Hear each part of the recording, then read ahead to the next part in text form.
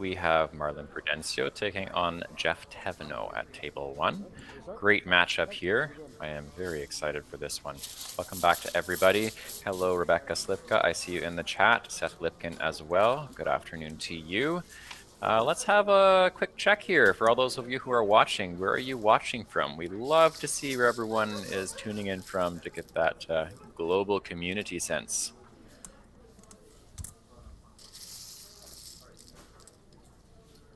While we're waiting for some of those chat answers, let's just focus back on the board here. Geoff is drawing his first tiles, and Marlon, for those who don't know, has a lovely Lego rack that he uses for all of his games, so that's prominently featured under his name on the bottom right side. Looks like Geoff has arranged Briary on his rack, and if you know the word and see the word, it's going to be pretty obvious that's the best play. So I'd expect to see him play Briary fairly quickly. And sure enough, there it is. And Marlon's got a pretty nice rack there to start. Oh, yes, he does. That looks like a bingo. All the points. We like to see it.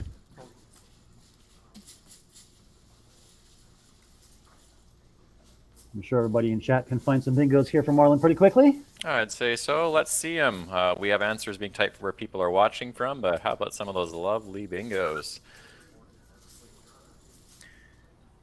In the meantime, I see someone who has quote-unquote a boring answer of Boston for where they're watching from. That's Akrater. Lewis is watching from Cambridge in the United Kingdom. Mainwoods, Florida, also Bostonish. Seattle, still Germany. 3 a.m. from Singapore. Ooh, that is some serious dedication. Dedication indeed. Love it. Yes, and Atlanta.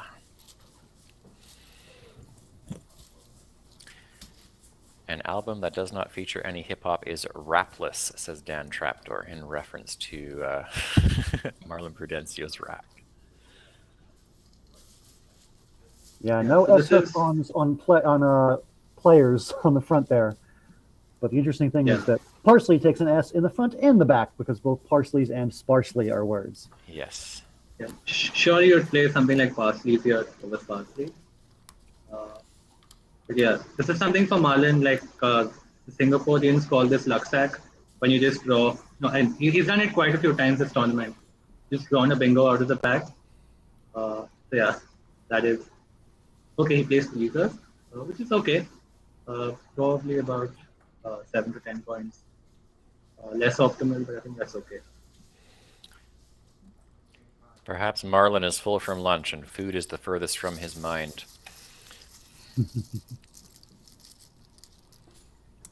And yes, Digoxin, that's a nice play.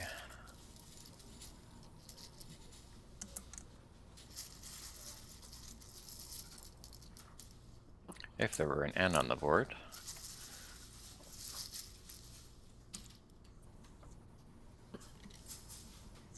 As it is, I think he's just going to play the very boring play of OX. I don't think there's anything better than just Ox for 38 points. Seems pretty reasonable, I would say.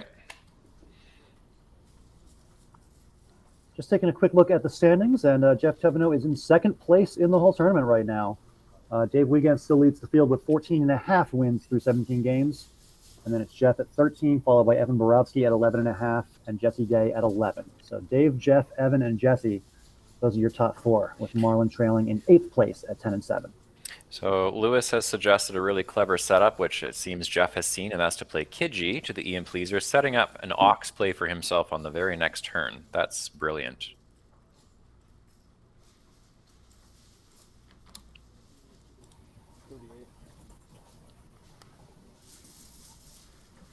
Yeah, that's really cool. I'm actually wondering how Kidji versus Ox will sim. I'll bet it's pretty close.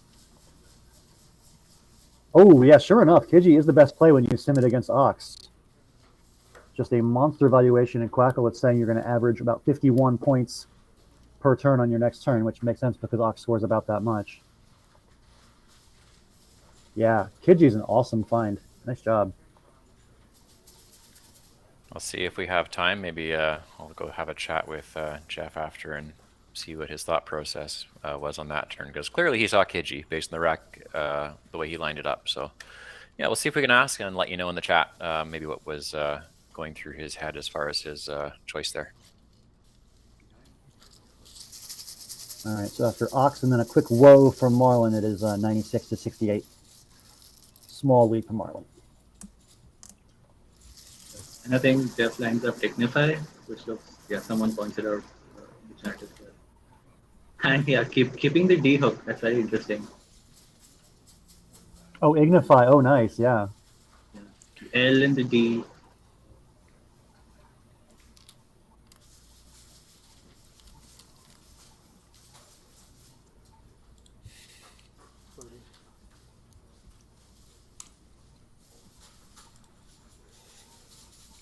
Jeff's too fast for me. I was going to pull that one and see how y'all feel about those two choices.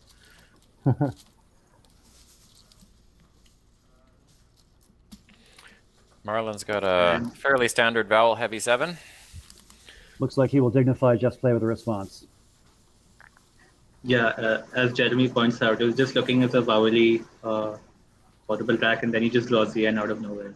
So yeah, it's a very Marlon thing.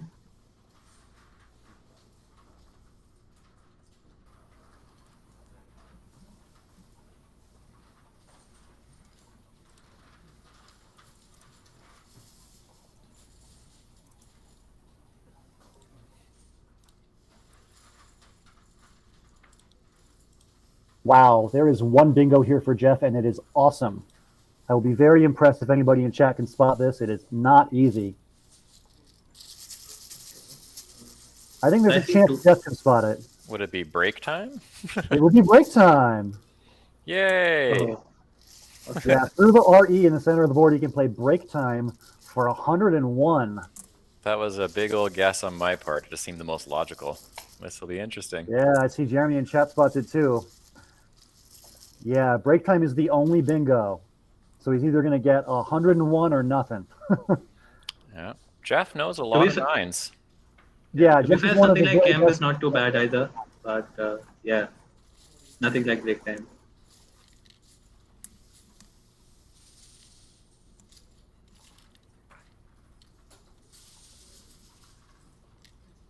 Akrator cheekily says a meat bike. Meat bike. Lewis points out it is very easy just to play Kemb. Yeah, I mean, that's fair because Kemb does score a lot. I think it's one thing to spot an alphagram when you know that there's a word there, such as when it comes up on Aerolith. And then it's another thing entirely to pull the trigger on it when you spot the word in a game like this, but don't have the luxury of knowing that it is a word for sure. And yeah, it looks like Geoff is going with Kemb ultimately.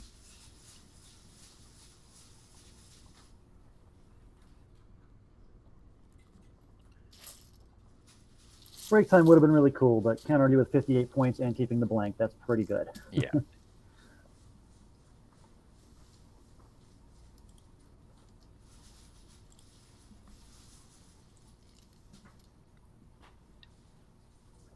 Looks like Marlon has a classic Marlon phony lined up on his rack of Outwave. Luckily, it was blocked, so he doesn't get to play his classic Marlon phony.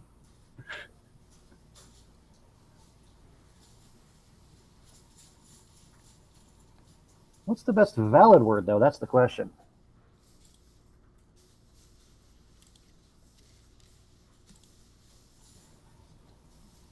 Definitely need to get rid of 2 of the UVW. How you do that is another question altogether. Something like Vatu maybe, along Dignify. That can't be too bad. Yeah, that looks pretty nice. I wonder if there's something with Kembo. Can't see anything yet. Looks like the best play making Kembo is Avion, but that keeps a U and a W. So debatable whether you want to do that or not. It does score pretty well. 29, which is, I think, the best possible score in this position. Fun little aside. I liked your pronunciation of avion. It's very, very good. Look at you with your français. That's right. I studied a little French in college. Excellent. Hello, Van Dweller. It is nice to see you. Welcome to our coverage.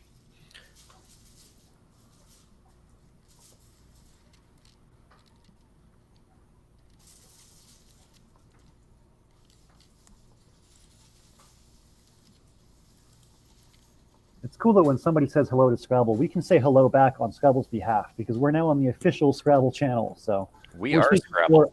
for the game.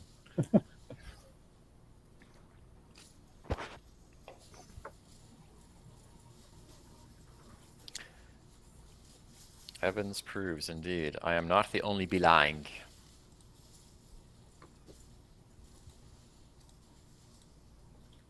I'm guessing that means bilingual person. Yeah, in French you would say bilingue. Okay, that word I don't remember.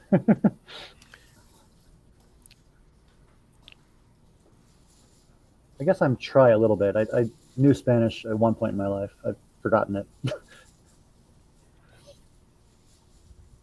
All right, what's Marlon going to do here? He's lined up Vatu. That seems like a decent play. Yeah, I think you should probably choose between Vatu and Avian. Those are probably two of the better options here. You can also do VAW, VAW. Oh, he does do VAW. Okay. I was just going to say that. 186 to 156. Marlon pulls ahead by 30, 186, 156. Jeremy Q points out, imagine out-bingoing your opponent 2-0 and leading by 6. Yeah, that's just kind of the way Scrabble goes sometimes.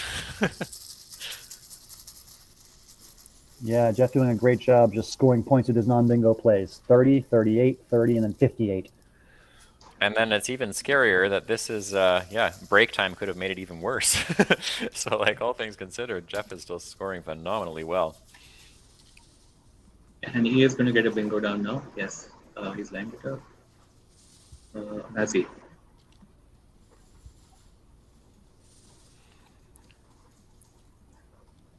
Lewis wonders if there is a 10 through ETA. It does seem like there is it's not outside the realm of possibility.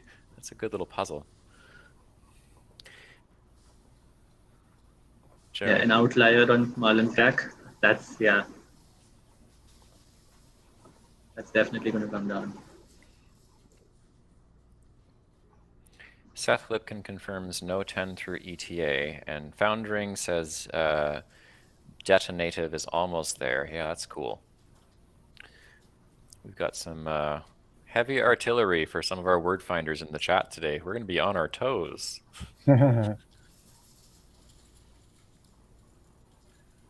Yeah, the only bingo Geoff has is devoting. It's weird that he's got his tiles lined up in the order of devotion when that's not the one he can play. Unless I'm losing my mind. He doesn't have devotion anywhere, right? No. I Okay. don't think so.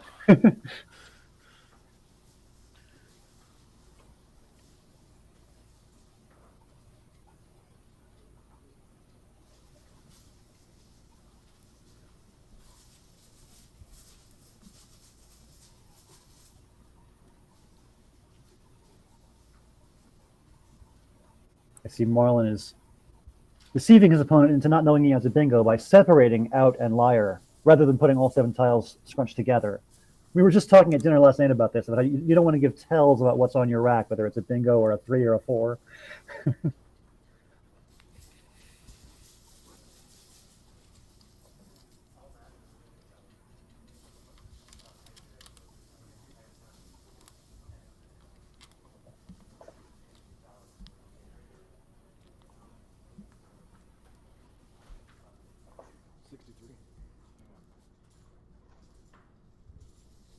All right, there goes devoting.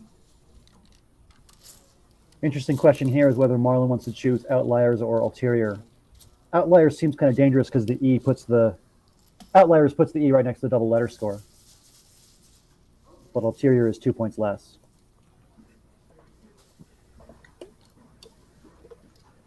Oh, or he'll just play outliers instantly. Okay. 256 to 219. Yeah.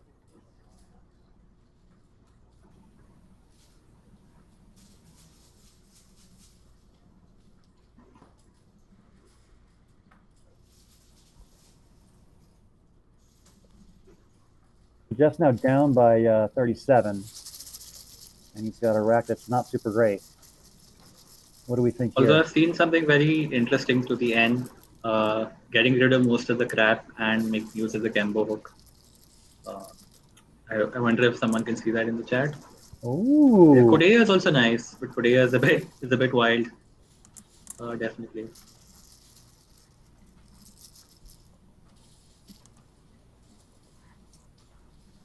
Yeah, I think I'm picking up what you're putting down there, Aditya. That looks nice.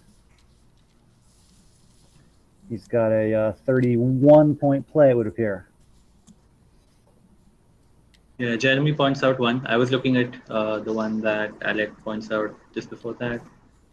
Yeah, I think very little separating the two.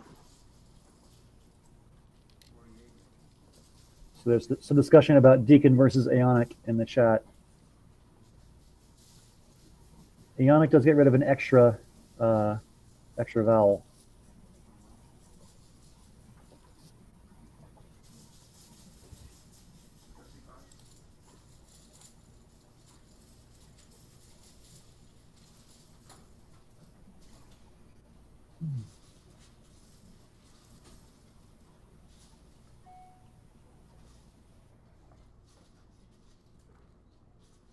Like Marlon has Japan lined up on his rack. And if nothing else, he has the J bomb there. Oh yeah, This play he's of got outlier over Ulterior is working out for him. nice. Yeah, so something like Gene or Jeet is going to be easy points for Marlon.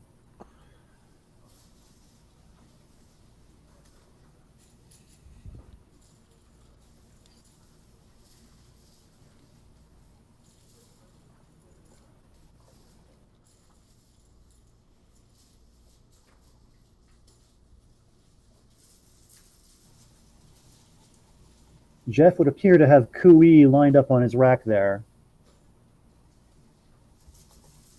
Kui does play for 24, but I think something like Ionic for 29 would be a little better. All right, he's going to go with Kui, though, it looks like.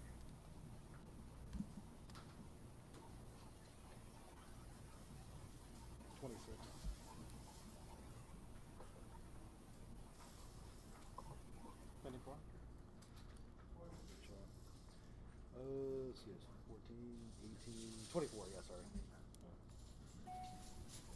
Looks like they're just confirming the score of Kui. Sometimes those overlaps can be hard to count correctly. But yeah, it is 24, and we do have a close game here. Marlon leads by just 13.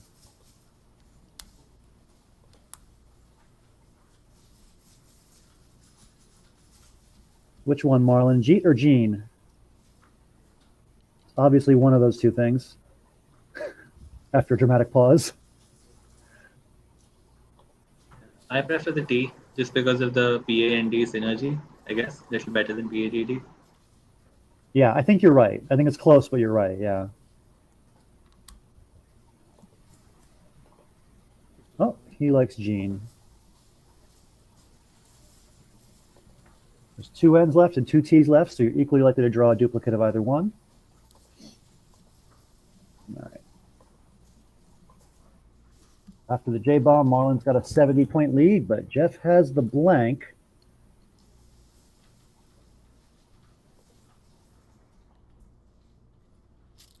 And he's got the unplayable Russian queen.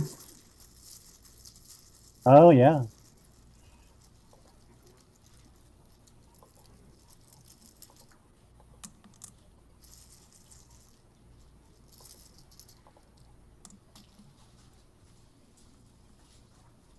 Yeah, a lot of talk about 7-letter words in the chat like Tsarina and Zarnich, but those are not going to play, unfortunately. There's a couple of interesting words that do. If you are willing to burn your blank, you can play Zodiac through the D and Dignify, and that's triple doubling that Z for a total of 74. If you would prefer to hold on to your blank, you can always just play something like Nazi or Nazir for a pretty decent score of around 40. Those words play in the bottom right, forming Exxon with your N. So a couple of great options here for Geoff.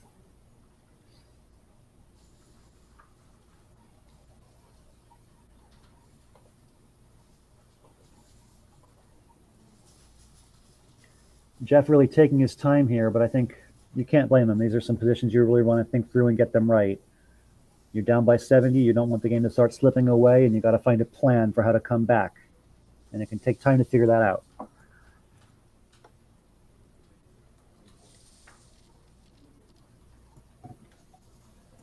Aditya, what are you thinking? You like Zodiac? You like Nazir? What do you think? Well, I don't even mind something like Zod, along devoting. That's what I was looking at. But I think the good thing about Nazi is it opens up another lane. Yeah, it's a very difficult choice between Nazi and Zodiac. Looks like he's going to go with Zodiac. Very interesting, because it is going to put him pretty much even in score, and it's also going to open up that triple through the sea. So, pretty explosive play here, and he does play it.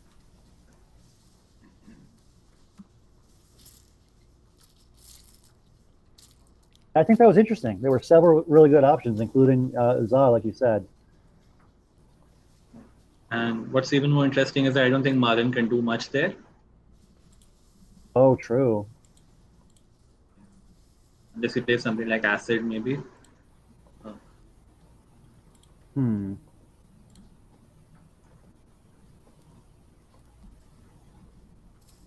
Yeah, maybe that triple is like not the scariest lane in the world. Like fitting any word through a C in second position is kind of hard to do a lot of the time.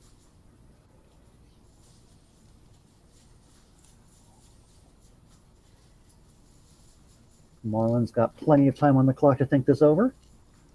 Over 17 minutes still. I think a lot of his decisions he's made really quickly. Like he played Pleasers and Taney Eye. Like he played all of his bingos right away and his J play really fast as well. So conserving that time on the clock for sure.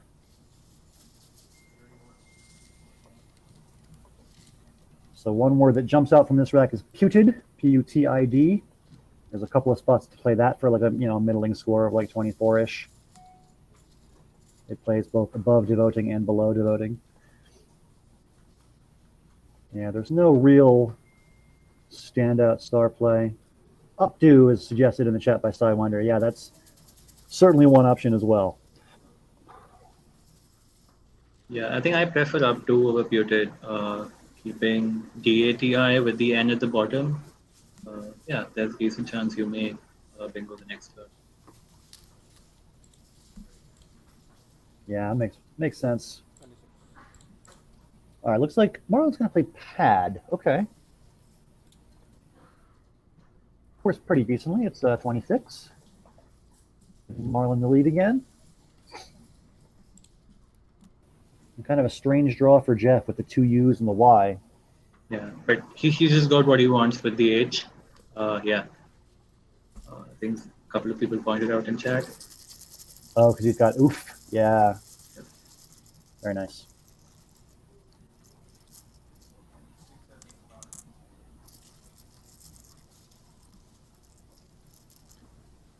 So we have word on the next matchup here at table one. After this game is over, the next one will be, and I think Twitch is going to like this. You guys have been asking all weekend long, who is Wanderer 15, and you're about to find out. Because coming up next is Will Anderson versus Dave Wiegand. Ooh. That's going to be fun. I like this. I'll get to give a live William. William? Yeah. Even see if we can get an interview with him after the game, where I will open up with my trademark, William. What happened that game? For those of you who don't know, that's just something I came up with on the spot way back in the day with Will Anderson, and I'm one of the few that I was allowed to call him William whenever we were in person. So did actually just see him for lunch. We had some sandwiches and had a little chat out on the grassy knoll just outside. But now we're back to business. And in other news, Marlon's bingoed again. Intuited. Very good.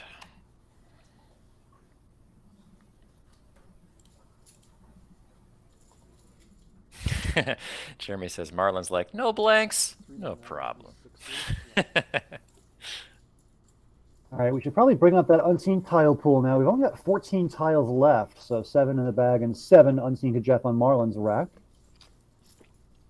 It's a pretty interesting tile pool. It's mostly, balanced bingo prone stuff, but there is the Q. I don't think either player wants to draw the Q here. It looks like a pretty bad board for a Q. So, this game might partially come down to who, gets lucky and avoids that stupid queue.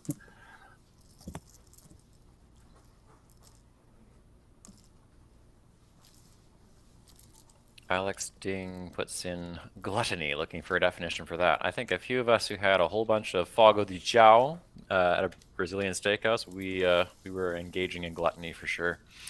I regret nothing. I had many, many, many ounces of red meat. It was delicious. Yeah, we spent a long time devouring meat, and we all stopped. And then an hour later, Jesse was the one person still going, like an hour after the rest of us stopped. I don't know how you ate that much meat over a duration of like 90 minutes. You just didn't stop. Both of the Jessies, to be fair, were the very last of the red meat consumers. This is true. We had plenty. Looks like Marlon's trolling us by not revealing the final tile. Probably a Q. He's probably trolling with the Q, right? He's got his thumb over it. Oh, he's got hangers. He slow rolled the bingo on us. I thought it was the opposite. I thought he was slow rolling the Q. Of course not. And I've noticed a few times when he's been on stream. I don't know if he does this for all the games or just when he's on stream, but it almost like he's willing the last tile to be the one he's waiting for after he's arranged some of the other ones on his rack already. So I'm wondering if that was something he was doing, again, intentionally just for us, or if he does this on all of his boards.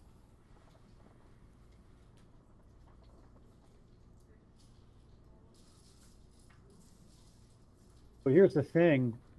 Jeff's best play here is Octil through the C in the top right corner. If Jeff misses Octil, Marlon is going to play changers for 95 and win by a mile. If Jeff finds Octil, I think he might be the favorite. So, like, a huge, huge play here. Like, will he find this 5-letter word? It's a big old swing based on this turn. It looks like players who are closer to Marlon Prudencio, playing him more often, they confirm he does this all the time. So it's not just for us. Fair enough. I will note that for the future. Marlon is very optimistic, says Jeremy in chat. Okay. Rebecca comments, I do that with my tiles. Sometimes it works. And then Alex says it usually doesn't work for him. Lewis points out that it looks like Jeff is lining up Guyot potentially through the O in D voting.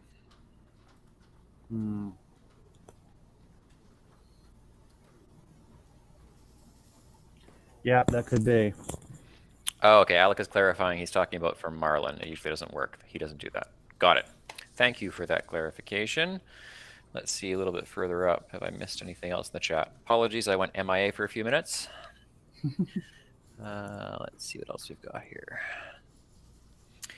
Cesar says he played a natural intuited against Marlon Hill, the other Marlon, and he, as in Marlon Hill, walked out of the playing room for 12 minutes. 2008 Nationals, I'm pretty sure. It does sound like something Marlon Hill would do. He has walked out of a playing room more than once.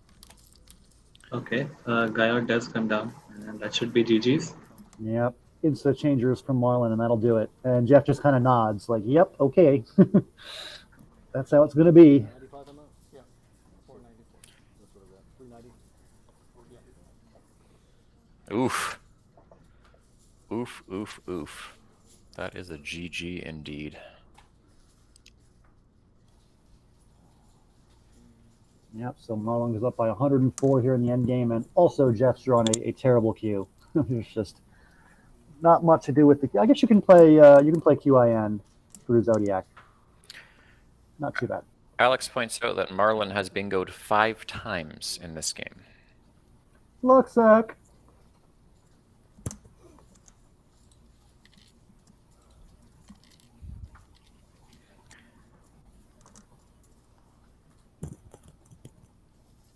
Just another classic Luxac game from Marlon. That's what he does best, right? A win's a win, my man. I am all for it. You need luck to get way to the top sometimes. Got to get some help.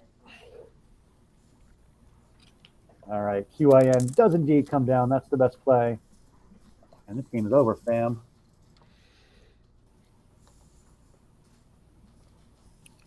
Sorry, this game is over, fame. Now we'll go for the valid play. 527, 418. That's right. He can't play fam. They didn't add that yet. waiting for Collins 2026 or something. They love to add words 20 years after they're actually become words. So We got to have an update where there's words added relatively soon here. all right, so Fame comes down, and our final score is going to be Marlon Prudencio 527, Geoff Thevenot 418. Marlon with changers for the win, 95 points in the end game there. Nice win for Marlon. That's a great game. A little sportsmanlike fist bump there between the two of them at the end. That's nice to see. And indeed, Alex Ding's fam is still not a word. I do feel like that's one that would very likely make it into a future update. It's just become too common.